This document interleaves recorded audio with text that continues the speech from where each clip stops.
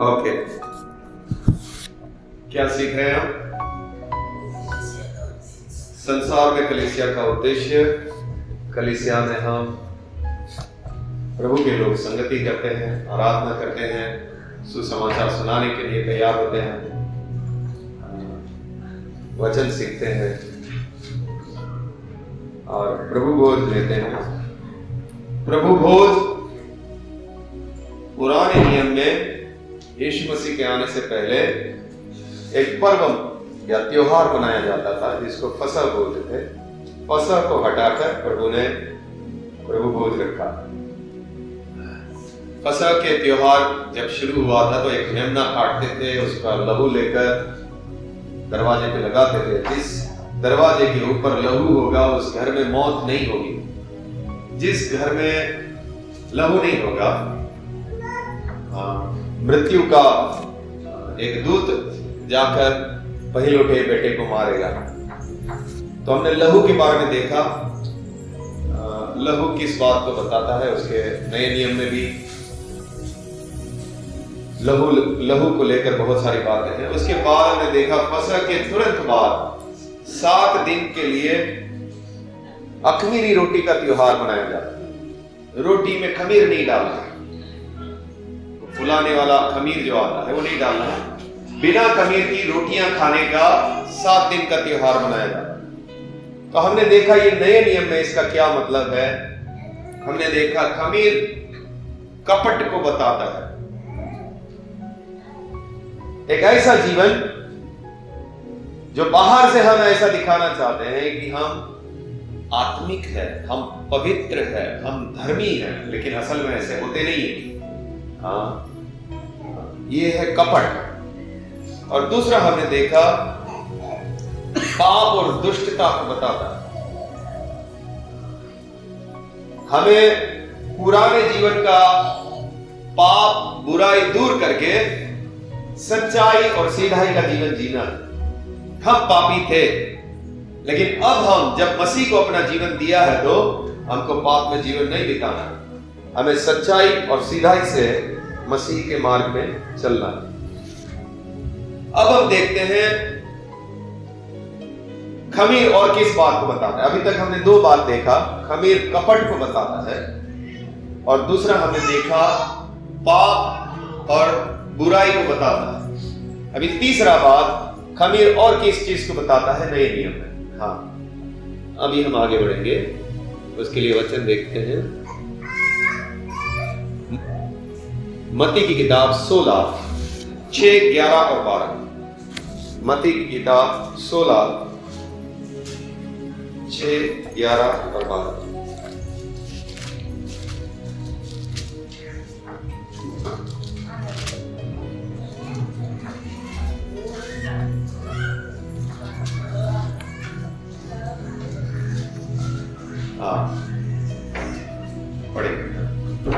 यीशु ने उससे कहा, देखो फरीसियों और सदूकियों के खमीर से सावधान रहना। ओके,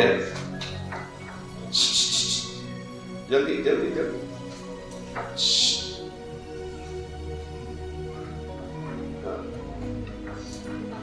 उसको जल्दी बंद करो। प्रभु यीशु मसीह बोल रहे हैं फरीसी और सदूकी के खमीर से सावधान रहना। क्या बोलना चाहते हैं प्रभु यीशु मसीह? 11-12 पढ़िए। तुम क्यों नहीं समझते कि मैंने तुमसे रोटियों के विषय में नहीं कहा, परंतु यह कि तुम फरीसियों और सदूकियों के खमीर से सावधान रहना। हाँ, फरीसियों और सदूकियों के खमीर से 12 है। क्या बोलना चाहते हैं? तब उनकी समझ में आया कि उसने रोटी के खमीर से नहीं पर फरीसियों और सदूकियों की शिक्षा से सावधान रहने को कहा था। ओके, किस बात को बताया है यहाँ पर? शिक्षा, फरीसी और सदूकी की शिक्षा, गलत शिक्षा। खमीर गलत शिक्षा को भी बताता है नए नियम। फरीसी और सदूकियों की शिक्षा को खमीर बताया।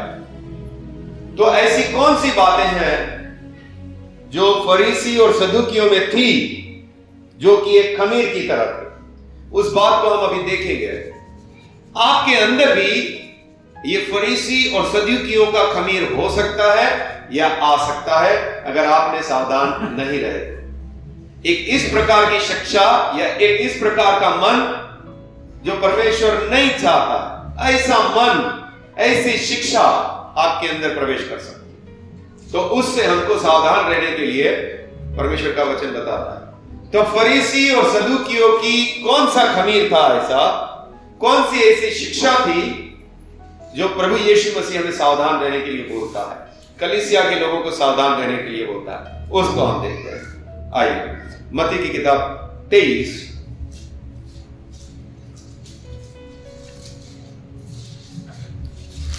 23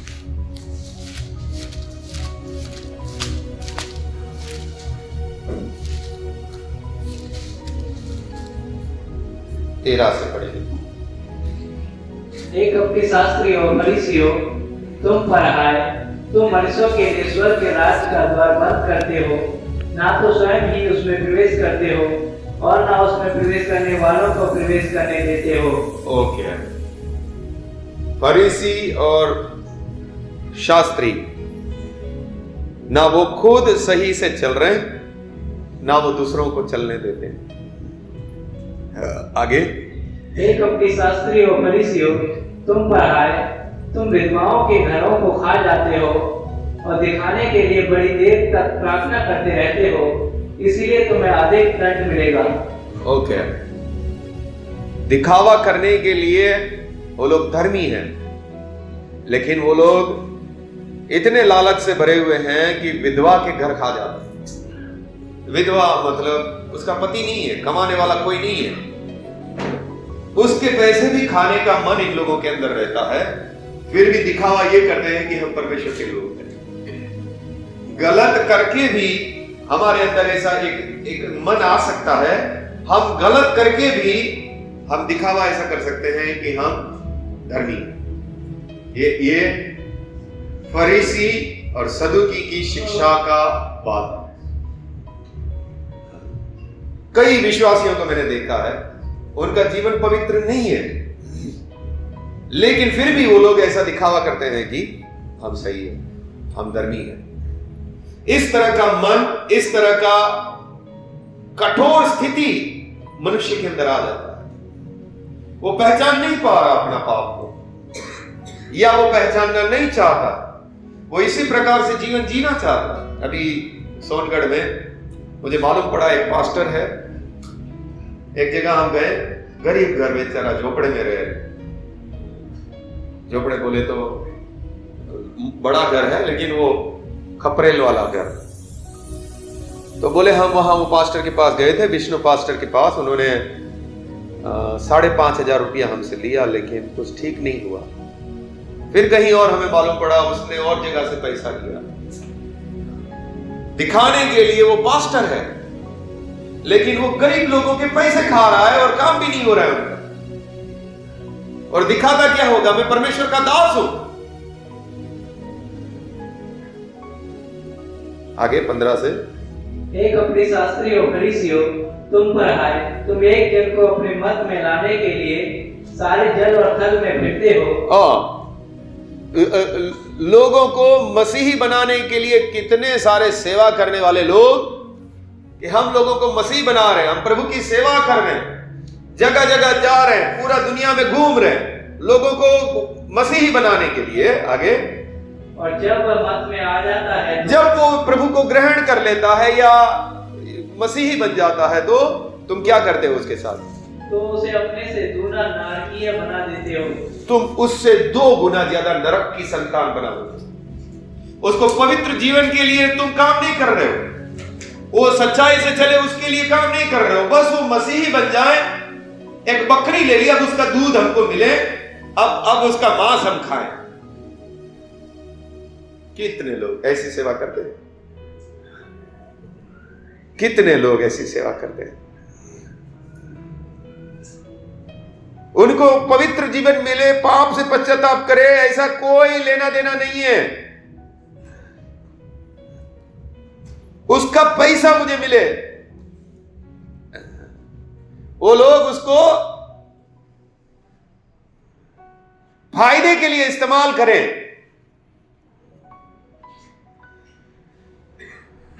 एक ऐसा मन है पास्टरों में, अभी इस वक्त ऐसा मन लोगों में है, कपट से भरे हुए हैं,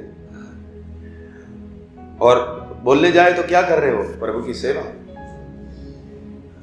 लेकिन लालच इतनी भरी हुई है, उसको वो पहचानना नहीं चाहते।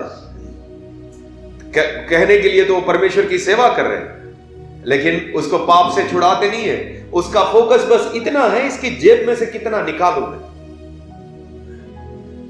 अभी एक पास्टर, वो बेंगलोर का झूठा पास्टर है, बहुत अच्छा इंग्लिश में बात करता है, बहुत अच्छा एक्शन करता है, और करते करते वो परमेश्वर का वचन लेता है, बोलता है प्रभु के लिए तुम्हारा घर चला जाए, गाड़ी चली जाए, तुमको प्रभु के लिए सब कुछ देना है, तुम्हें चर्च में देना है सब कुछ। वचन क्या बोल रहा है? प्रभु के लिए हमारा सब कुछ बर्बाद हो जाए तो प्रभु के लिए होना है, लेकिन इसको सब कुछ तुम बर्बाद होकर कहां डालो? चर्च में। हमारा जेब भरो। मैं बोला वाह भाई वाह,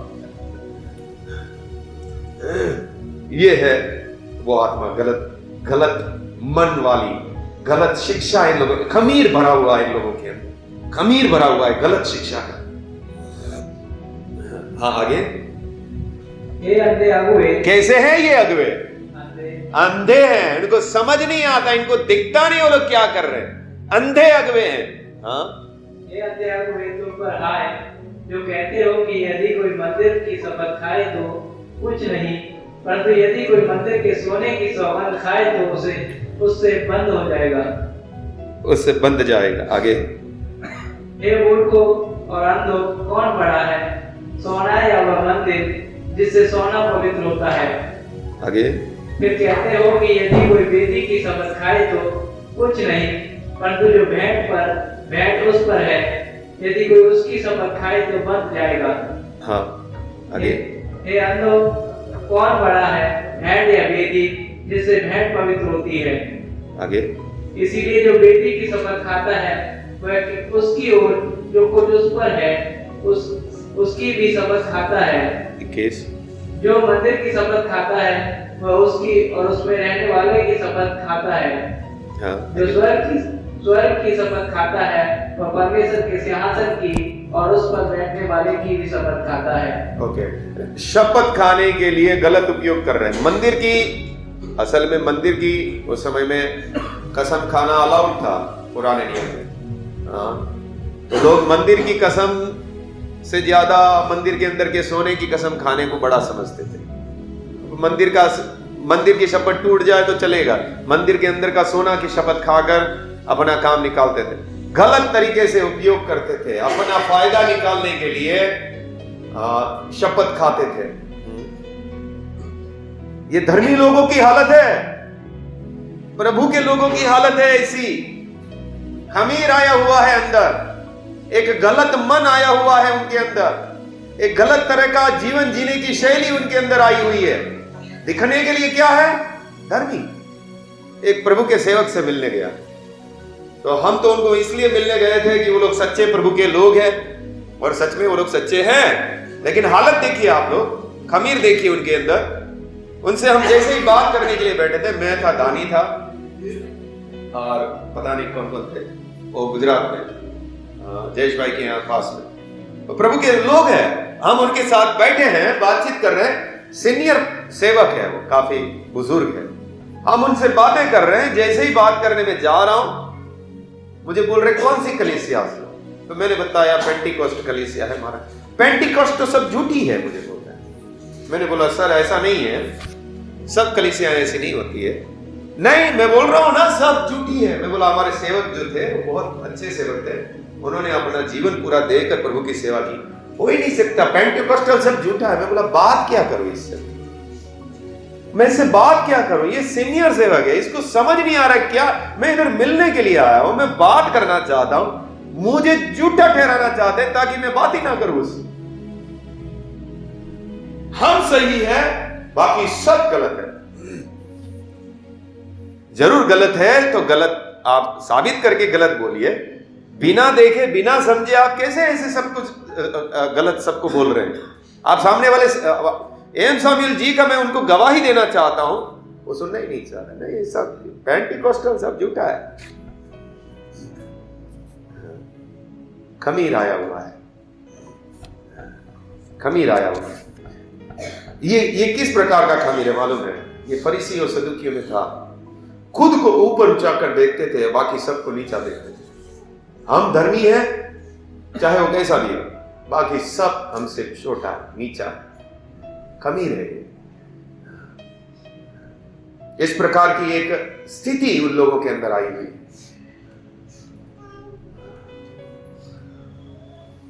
आगे 23 शास्त्रियों और फरीसियों, तुम पर हाय, तुम पुदीने और सौंफ और जीरे का 10वां अंश तो देते हो, परंतु तुमने व्यवस्था की गंभीर बातों को, आदर, न्याय और दया और विश्वास को छोड़ दिया है।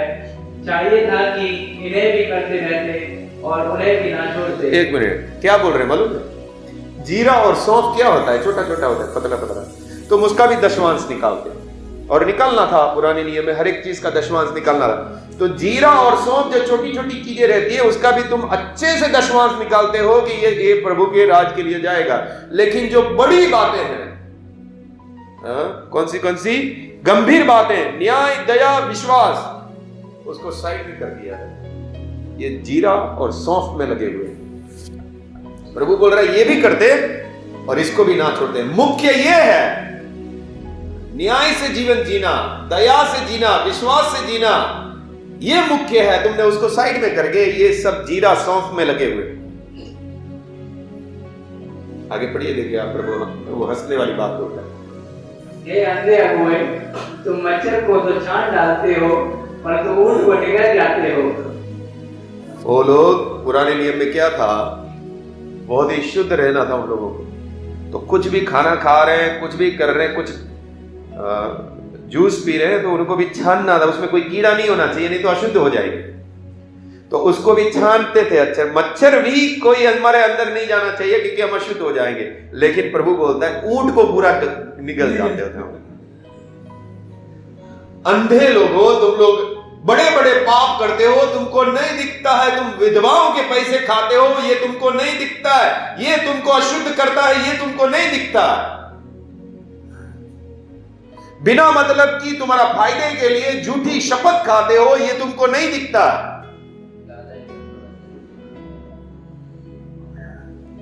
तुम सेवा करते हो ये दिखाने के लिए कि हम सेवा करते हैं, पूरी दुनिया में घूमते हो लोगों को यहूदी बनाने के लिए, यहूदी धर्म में लाने के लिए, लेकिन उसको लाते हो अपने फायदे के लिए, उसको पाप से छुड़ाने के लिए नहीं ला रहे हो। ऐसी एक स्थिति एक विश्वासी की बन सकती है। ये खमीर आपके मेरे अंदर आ सकता है और ये बहुत अच्छे से बैठ जाएगा, आप पहचान भी नहीं पाओगे। ये अच्छे अच्छे सेवकों के अंदर आ चुका है, ये सब खमीर फैल गया उसके अंदर।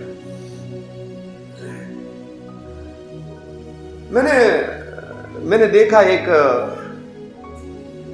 अमेरिका में एक बहुत अच्छा सेवक है, बहुत अच्छा प्रचार किया, मुझे बहुत अच्छा लगा। मैंने बोला वाह क्या बात है। तो उनका भारत में भी कार्य चालू है और उनका कलीसिया का नाम उन्होंने ऐसा रखा है, भारत की कलीसियाओं को मजबूत करने वाले, इंग्लिश में नाम इक्विपिंग द इंडियन चर्चेस, ऐसा करके उन्होंने ये डाला हुआ है।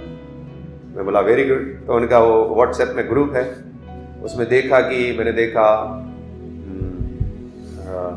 पंजाब में वो कौन सा है जहाँ पे वो सेक्टर वाइज है, हम लोग गए थे, क्या बोलते हैं उसको, नहीं उस शहर का नाम क्या है जहाँ पे, चंडीगढ़ में उनका मीटिंग होने वाला है। तो मैं सोचा कि इंडिया में इन लोगों के लोग हैं, तो उनसे ये लोग तो भारत की कलीसिया को मजबूत करना चाहते हैं, तो आइए हम मिलके काम करेंगे, हमारी कलीसिया को भी मजबूत करो, आप लोग वचन जानते हो। तो मैंने सब नंबर निकालना शुरू किया सबका। मैं बोला कौन कौन है, तो उनका नंबर, फिर चंडीगढ़ में फ़ोन किया, चंडीगढ़ से फ़ोन किया, बोला लखनऊ में फ़ोन करो, लखनऊ में फ़ोन किया। मैं बोला भाई मुंबई में कौन है तुम्हारी कलीसिया से जुड़े हुए, क्योंकि तुम लोग सच्चे लोग दिख रहे हो, मुंबई में कौन है? तो बोला 2 लोग हैं। मैं बोला नंबर दीजिए। बोला नंबर नहीं, आप मुझे आपका कलीसिया का नाम, आपकी कलीसिया में कितने लोग आते हैं, आपका नाम, ये सब डाल के भेजो। तो मैंने भेजा, किसी का फोन नहीं आ रहा। मैंने वापस उसको मैसेज किया, मैंने बोला सर मुझे अभी तक किसी का मैसेज नहीं आया। अब वो भी मुझे मैसेज नहीं कर रहा है। मैं बोला भाई हमारी इंडिया की कलीसिया को तुम लोग ऐसे ही चल, नाम तो तुमने रखा है कि भारत की कलीसिया को मजबूत करने वाले, लेकिन तुम तो जवाब भी नहीं दे रहे हो। हाँ?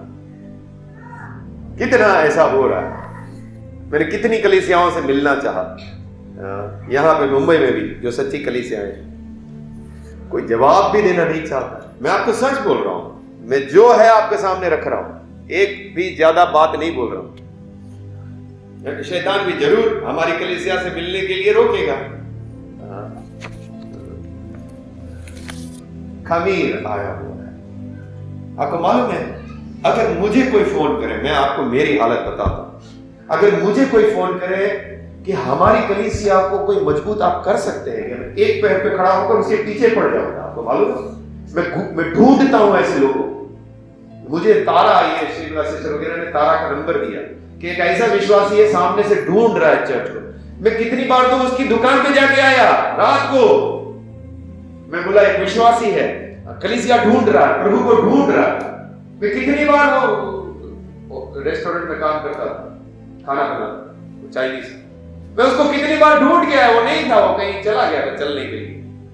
बार बार फोन कर रहा हूं उसको, भाई तू कहां है, तू कहां है, क्योंकि तू परमेश्वर को ढूंढ रहा है, इसके लिए मैं तेरे पीछे पड़ा हुआ हूं।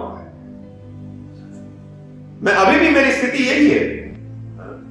रंजीत भाई के बारे में पूछता रहता हूं, क्या हो रहा है उनके जीवन में, क्या चल रहा है हर बात में,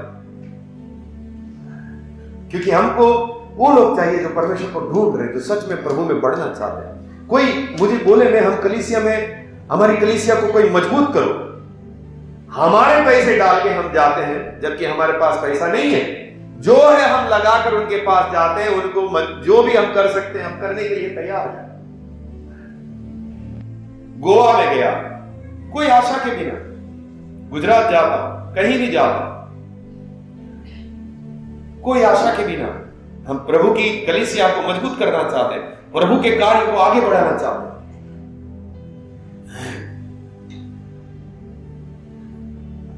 और मैं सोचता हूं कलीसिया के लोगों को क्या हो गया है, पास्टर लोगों को क्या हो गया है, क्यों इकट्ठा होना नहीं चाहते, क्यों बात करना नहीं चाहते। मुझे हैरान करती है बात। मुझे हॉल ढूंढ रहा था, हॉल, तो हॉल ढूंढते ढूंढते, मैं क्यों ढूंढ रहा था हॉल, कुछ तो बात थी, क्या था मुझे याद नहीं है। तो थोड़ा 1 साल पहले मैं हॉल ढूंढ रहा हूं, तो इधर डीएन नगर साइड में किसी एक पास्टर ने फोन उठाया, पास्टर ऐसे बोल रहे हमारा चर्च है ब्रदर, और इंग्लिश में बात कर रहा है, हम लोग यहाँ पे सब इकट्ठे होते हैं, बहुत अच्छा हॉल है। मैं बोला प्लीज आप पूछिए ना जरा, अगर ये हॉल हमें मिल सके। हाँ, वो कहीं किसी के घर पे प्रार्थना नहीं हो पा रहा था, तो कहीं मैं बोला इकट्ठे होने के लिए, तो मैं बोला मैं वो हॉल मिल सके। तो इतना अच्छे से बात कर रहा है। मैं बोला ब्रदर आप तो अच्छे विश्वासी लग रहे हैं, कभी आइए हम लोग मिलते हैं, साथ में प्रार्थना करेंगे, मिलेंगे। बोला श्योर ब्रदर, इंग्लिश में सब बोल रहा है। तो बोला ठीक है। उसके बाद में उसका कोई जवाब ही नहीं रहा, तो मैं मैसेज किया, बोला ब्रदर आइए बातचीत करते हैं, मिलते हैं। जवाब ही नहीं दे रहा। मैसेज गया, जवाब नहीं दे रहा। तो बोला ब्रदर क्या हो गया, आप जवाब क्यों नहीं दे रहे। मैं फोन कर रहा हूं, फोन नहीं उठा रहा। मैं बोला ब्रदर क्या हो गया, आप जवाब दीजिए, हम भाई है, आप मिलेंगे, बात करेंगे। कुछ नहीं, मैं बिजी हूं ब्रदर, मैं बिजी हूं।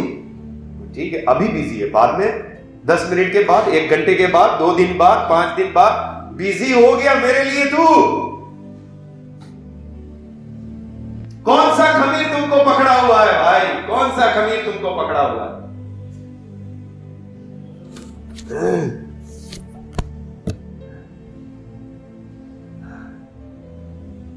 परमेश्वर की सेवा करते हैं हम, परमेश्वर की सेवा करते हैं, परमेश्वर की, जीवते ईश्वर की, जो हमारे लिए स्वर्ग छोड़कर आया, उसकी सेवा करते हैं। और जब हम मिलने के लिए बोल रहे हैं, उनको इंटरेस्ट नहीं है। कोई विश्वासी मेरे को, अभी ये गरीब लोगों का क्या होगा, जब मेरे को ऐसा जवाब मिल रहा है, तो ये गरीब लोगों को कैसा देखेंगे। ये हमारा गुरेगांव का लोग, अगर हमारे जैसा संगति ना हो, इन लोग को जवाब मिलेगा क्या पास्टर लोगों से?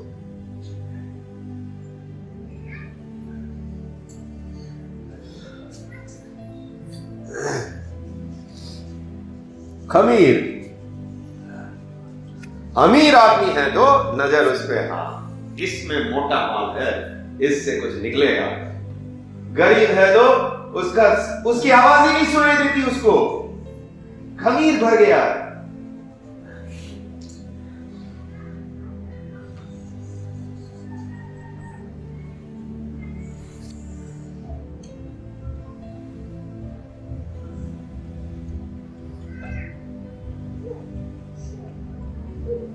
आगे बढ़ेंगे।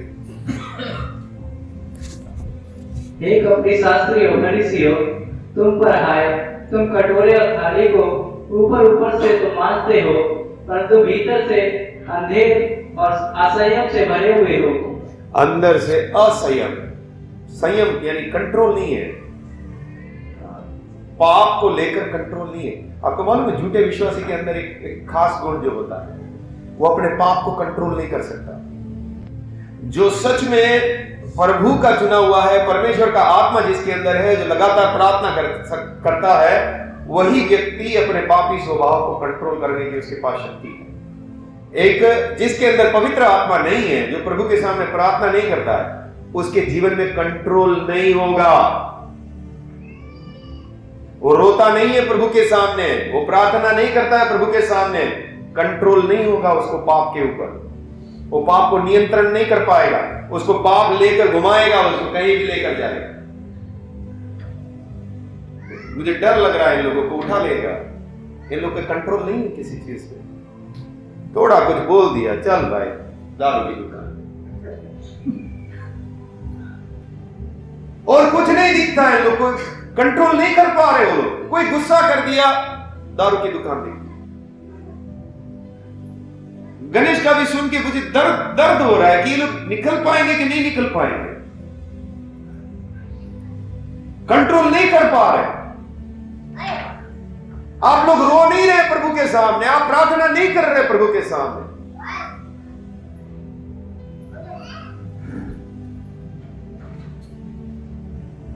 एक सच्चा विश्वासी में नियंत्रण है भाई, वो रोता है मैं बर्बाद हो जाऊंगा इसमें, मेरे को कंट्रोल होना चाहिए मेरे जीवन के ऊपर।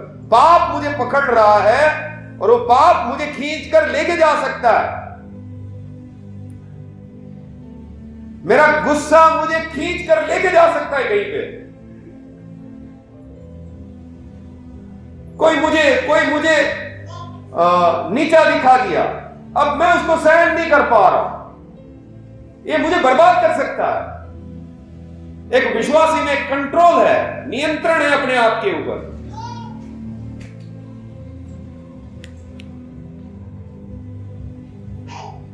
लेकिन खमीर जिसके अंदर है, उसका जीवन वाइल्ड है।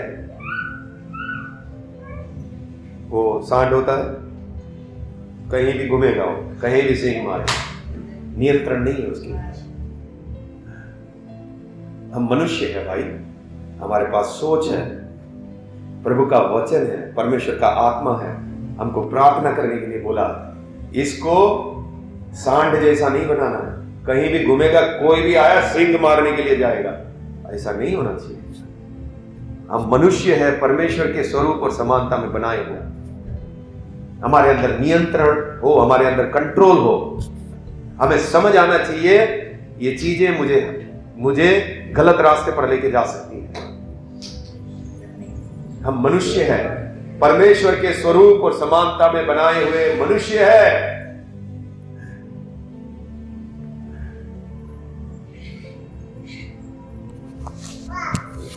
मैं कई लोगों को, कई सेवकों को बताया कि आप जो कर रहे हैं वो गलत है।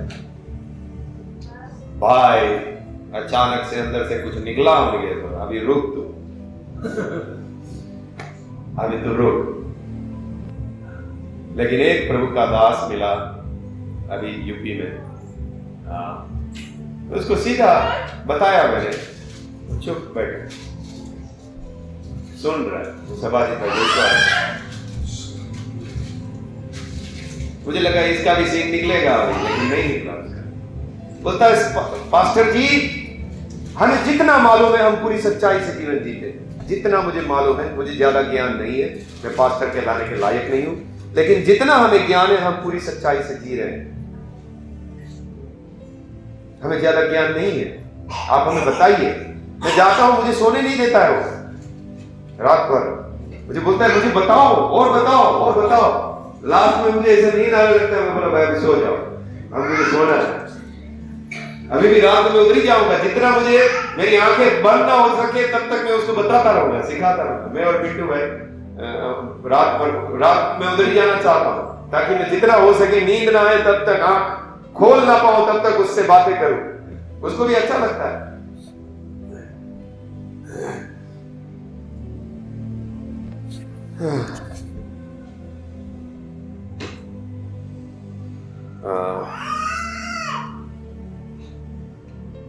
कंट्रोल, नियंत्रण होना चाहिए विश्वास के अंदर। देखिए हमारा जीवन परीक्षाओं से भरा हुआ है, अगर हम जय पाएंगे तो प्रभु के राज में जाएंगे, अगर हम जय नहीं पाए तो हमारे लिए प्रभु का राज्य नहीं है। हमें जय पाना होगा, अपने खुद के स्वभाव के ऊपर हमें जय पाना होगा। हमारा स्वभाव हमें लेकर जाएगा कि तूने मुझे ऐसा बोला, जा अब ले बात, इसने मुझे ये बोल दिया, अब मैं बात नहीं। हमारा स्वभाव के ऊपर हमारे को नियंत्रण होना है। हम सब के अंदर पापी स्वभाव, लेकिन उसके साथ हमको उसको हैंडल करना सीखना है। हमको प्रार्थना दिया गया है, हमें प्रभु के सामने रोना है, प्रभु ये स्वभाव को मुझे नियंत्रण करने के लिए सहायता कर, इस आंख को नियंत्रण करने सीखना, मेरी जबान को नियंत्रण करने सीखना, मेरे दिमाग के अंदर विचारों को नियंत्रण करने सीखना। दिमाग में पाप भर देगा शैतान अगर आपने इसको कंट्रोल में नहीं रखा।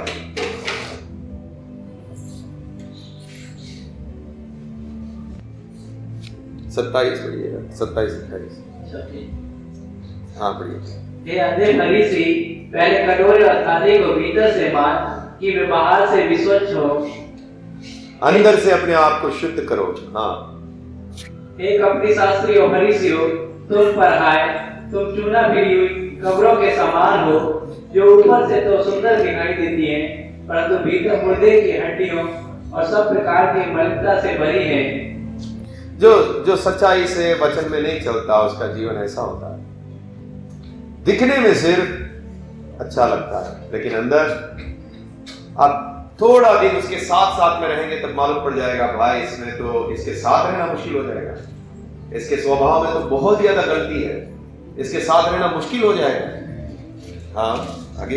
इसी रीति से तुम भी ऊपर से मनुष्यों को धर्मी दिखाई देते हो, परंतु भीतर कपट और अधर्म से भरे हुए हो। हाँ, हमारा जीवन बाहर भी वैसा हो, अंदर भी वैसा हो। जरूर हम में गलतियां हो सकती है, किसी को ऐसा दिखावा ना करेंगे हम अच्छे भाई, हम जो है आपके सामने है भाई, हम पापी मनुष्य है, हमारे अंदर ये गलतियां हैं। अचानक से किसी को मालूम पड़े अच्छा इसके अंदर ऐसा भी है, तो वो बहुत बुरा लगता है। ओके, गलत शिक्षा, एक ऐसा मन जो सच्चाई से नहीं चलना चाहता, एक ऐसा मन जो अपने आप को छुपा के रखना चाहता है, सामने एक ऐसा चित्र रखना चाहता है कि मैं धर्मी हूं, लेकिन पीछे वो सब कुछ अपना गलत काम करना चाहता है। और कोई तो चालाक है, जादूगर है भाई, इसमें जादूगर है, इसमें मैंने देखा है। वो अचानक से पकड़ा गया जादू, तब मालूम पड़ा भाई इसके अंदर तो जादू है। इतना चालाकी से अपने आप को अच्छा बना रहा है।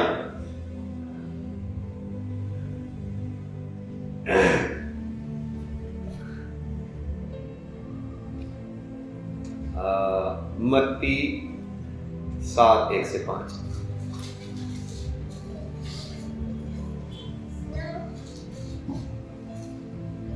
दोष मत लगाओ कि तुम पर भी दोष ना लगाया जाए। हाँ, दोष ना लगाओ तुम पर भी दोष ना लगाया जाए। दोष लगा सकते हैं, लेकिन क्या बात है वो आप जरा सोचिएगा।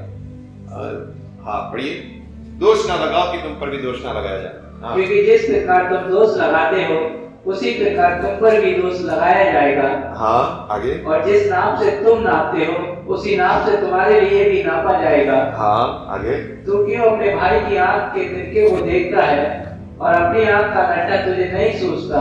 तो इसका कहने का मतलब क्या है मालूम है? अभी राजा है, राजा भाई मुझे लगता है बुरा नहीं मानेगा। मानेगा नहीं ना? मेरा दोस्त है, भाई है। अभी राजा किसी को, विश्वासी को दारू पी रहा है, उसको जाकर बोले भाई दारू तू मत पी, समझा? कैसा लगेगा? ये बताना चाहता है। भाई राजा, ए राजा, तू पहला ठीक हो जा, फिर दूसरे को जाके बोल कि दारू नहीं पीना है। मैं खुद उसमें फंसा हुआ हूं, मैं दूसरों को बताने जा रहा हूं वो इतना गंदा दिखता है। मैं कई बार देखता हूं विश्वासी लोगों के अंदर ऐसा खमीर है, वो जाकर दूसरे को सिखा रहा है। मैं बोला अच्छा ऐसा है। पढ़िए वापस वो। तू क्यों अपने भाई की आंख के तिनकों को देखता है? ये प्रभु तो बहुत ज्यादा बढ़ाकर बात कर रहा है। तेरी आंख में छोटा सा गिरा हुआ है, देख। और अपनी आंख का लट्टा तुझे नहीं सूझता। आंख में तूने लाख में बड़ा लकड़ा घुसा हुआ है, वो नहीं दिख रहा तुझे, उसका तुझे छोटा सा दिख रहा है। अपनी आंख में बड़ा लट्ठा घुसा हुआ है। लट्ठा मतलब इतना बड़ा लकड़ा घुस गया है। तो एक अच्छा चित्र भी रखा, आंख में इधर से इधर तक घुसा हुआ है, इतना बड़ा लकड़ा। और ये नहीं देख रहा है, उसका छोटा सा दिख रहा है। तेरे अंदर ये गलती है। ऐसा खमीर है लोगों में, ऐसा देखा है मैंने।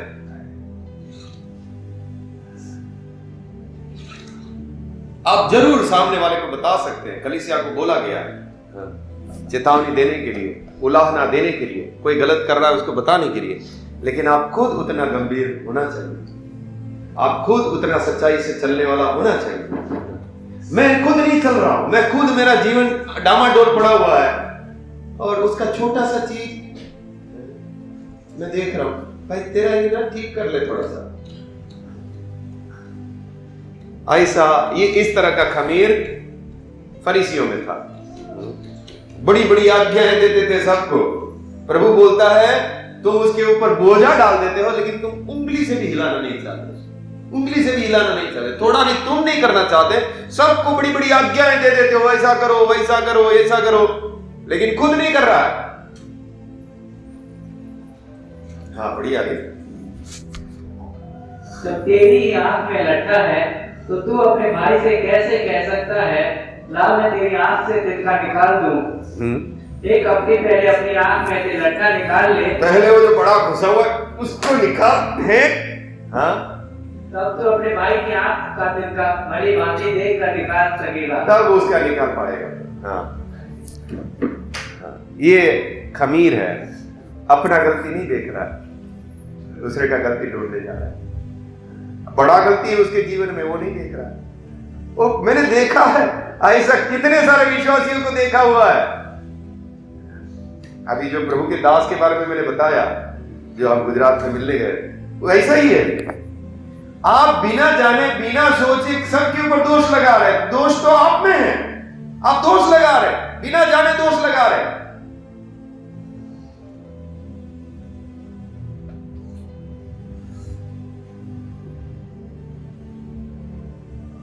लूका 18 9 से 14।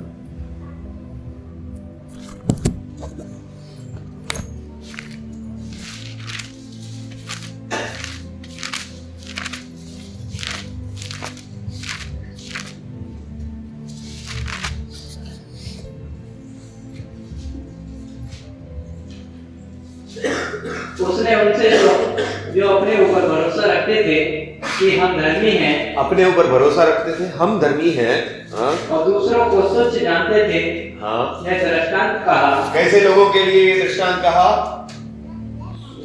जो अपने ऊपर भरोसा रखते थे, खुद के ऊपर भरोसा रख रहे हैं, अपने आप को धर्मी समझ रहे हैं और दूसरे को तुच्छ समझ रहे हैं, ऐसे लोगों के लिए प्रभु एक दृष्टांत दे रहा है। हाँ दो मनुष्य मंदिर में प्रार्थना करने के लिए गए। दो लोग मंदिर में गए प्रार्थना करने के लिए। एक फरीसी था और दूसरा चुंगी लेने वाला। एक फरीसी है, एक चुंगी लेने वाला है। हाँ, फरीसी- चुंगी लेने वाला यानी कि वो पापी है। एक फरीसी है जो दिखावटी धर्मी है। हाँ, फरीसी खड़ा होकर अपने मन में यूं प्रार्थना करने लगा, हाँ, हे परमेश्वर, मैं तेरा धन्यवाद करता हूँ कि मैं दूसरों मनुष्यों के समान अधेर करने वाला, अन्यायी और व्यभिचारी नहीं, और न इस चुंगी लेने वाले के समान हूँ। मैं पापी नहीं हूँ प्रभु, मैं दुनिया के लोगों के जैसा पापी नहीं हूँ प्रभु। हाँ, आगे। मैं सप्ताह में 2 बार उपवास रखता हूँ। मैं तो उपवास करता हूँ तेरे लिए, मैं अपनी सब कमाई का दशमांश भी देता मैं हूँ। दशमांश भी निकालता हूँ। परंतु चुंगी लेने वाले ने दूर खड़े होकर स्वर्ग की ओर आंखें उठाना भी ना चाहा, वरन अपनी छाती पीट पीट कर कहा, हे परमेश्वर, मुझ पापी पर दया कर। एक आदमी तो कुछ अपना अच्छा नहीं बोल रहा है, छाती पीट कर बोल रहा है, मैं पापी हूँ, मैं पापी हूँ, सर भी नहीं उठा पा रहा, प्रभु मेरे से बहुत पाप हो रहा है। हाँ, मैं तुमसे कहता हूँ कि वह दूसरा नहीं, परंतु यही मनुष्य धर्मी ठहराया जाकर अपने घर गया। ये पापी धर्मी ठहरा कर घर गया। हाँ, क्योंकि जो कोई अपने आप को बड़ा बनाएगा वह छोटा किया जाएगा, और जो कोई अपने आप को छोटा बनाएगा वह बड़ा किया जाएगा। हाँ, जो भी अपने आप को बड़ा बनाना चाहता है उसको क्या किया जाएगा? छोटा किया जाएगा। और जो अपने आप को छोटा करना चाहता है परमेश्वर उसको बड़ा। इस मैं आपको अभी इस कलीसिया में से बता रहा हूं कितने लोगों के अंदर खमीर है। अभी हमारे बीच खमीर है। खुद की गलती आप लोग नहीं देख पा रहे, आप दूसरे की गलती देख पा रहे। आपको खुद की गलती नजर नहीं आ रही है।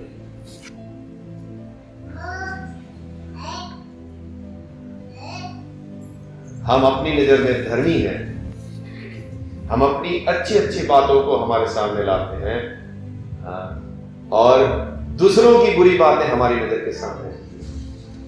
लेकिन होना क्या चाहिए?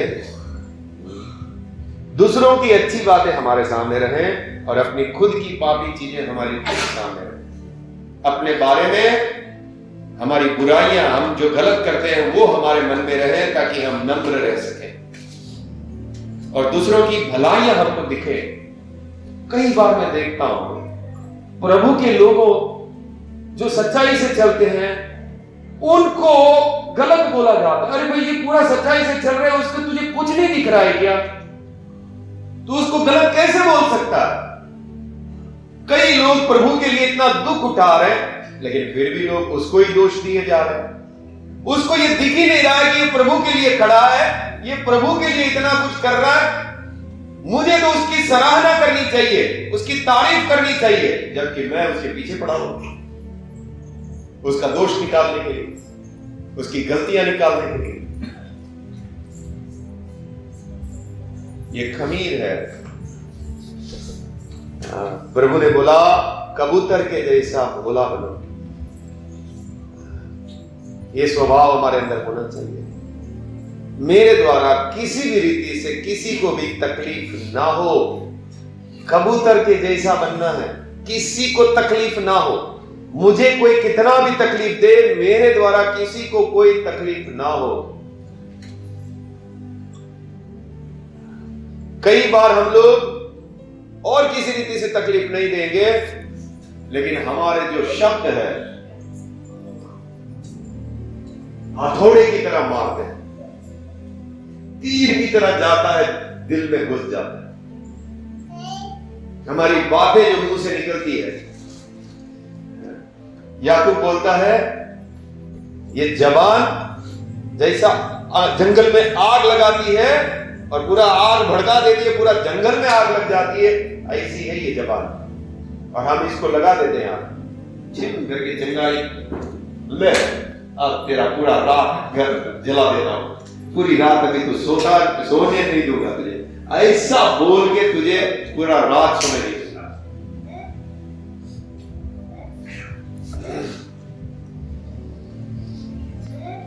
हम उस भाई की या उस बहन की कोई चिंता किए बिना उसके मन के अंदर आग लगा दिया।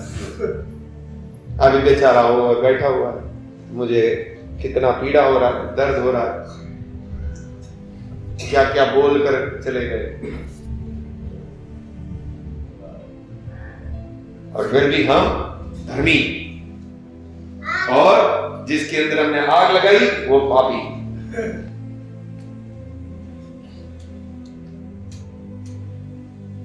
मसीह का स्वभाव गाली देकर, गाली सुनकर गाली नहीं देता था, किसी को हानि नहीं पहुंचाता था। क्षमा कर प्रभु, इन लोगों को क्षमा कर प्रभु। उसके शब्द से किसी को हानि नहीं पहुंचाया इसने। हाँ, जब उसको बोलना था तब उसने बोला तुम लोग शैतान के बच्चे हो, वो जरूरी था उसको बोलना, उनको प्रकट करना ये जरूरी था कि तुम लोग सच में परमेश्वर के सेवक नहीं हो, तुम लोग शैतान के बच्चे हो। वो अपने स्वभाव के द्वारा नहीं बोल रहा, वो उनको बताना जरूरी है कि तुम लोग परमेश्वर के दास लोग नहीं हो। ये एक भविष्यद्वक्ता का काम था,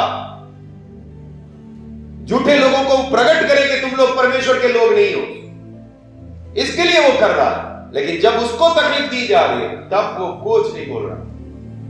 अगर तब वो बोलता है शैतान के बच्चों, तब बोल सकते थे भाई इसके अंदर पाप है, इसके अंदर बुराई है, एक तो बदला ले रहा है अपने शब्द के द्वारा, उसने एक बार बदला नहीं लिया।